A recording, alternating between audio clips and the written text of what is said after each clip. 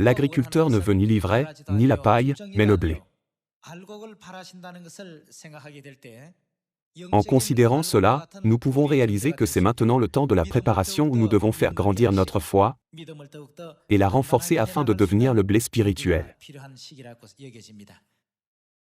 Aujourd'hui, partageons les paroles de Dieu avec le sermon intitulé « La paille et l'ivraie » afin que nous puissions faire tous les efforts possibles pour ne pas être la paille ou l'ivraie, mais pour devenir le vrai blé qui peut entrer dans le grenier céleste que Dieu a préparé pour nous.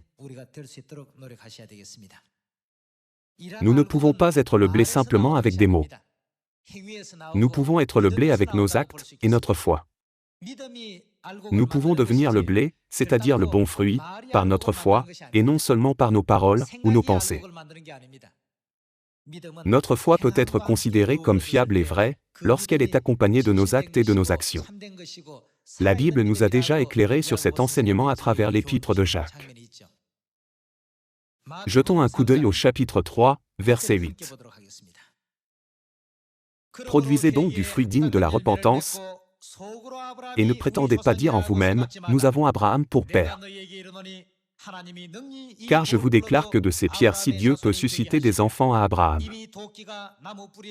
Déjà la cognée est mise à la racine des arbres, tout arbre donc qui ne produit pas de bons fruits sera coupé et jeté au feu.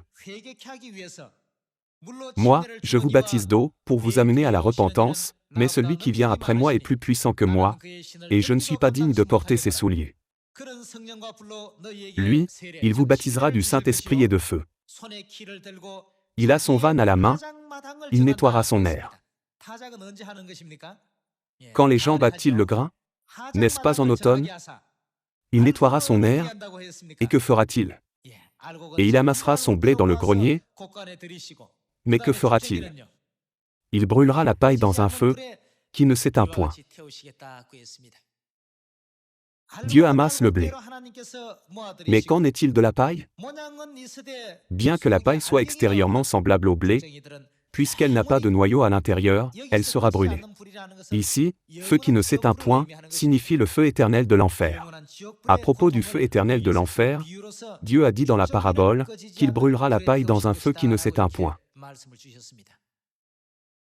Nous aspirons tous au royaume des cieux et espérons retourner dans notre demeure céleste éternelle. Cependant, l'espoir en soi ne suffit pas. Dans Apocalypse chapitre 22, il est écrit, « Voici, je viens, pour rendre à chacun selon son œuvre. » Comme l'a dit Jésus, l'heure est déjà prête. Il ne reste plus que le processus par lequel Dieu sépare le blé de l'ivraie et de la paille. Alors, nous avons encore du temps et de la marche. Jusqu'au moment où Dieu dit enfin, « Voici l'époux, allez à sa rencontre. » Nous devons mettre de plus en plus en pratique les enseignements de la Bible. Ce faisant, nous devons être le blé qui plaît vraiment à Dieu. Merci beaucoup.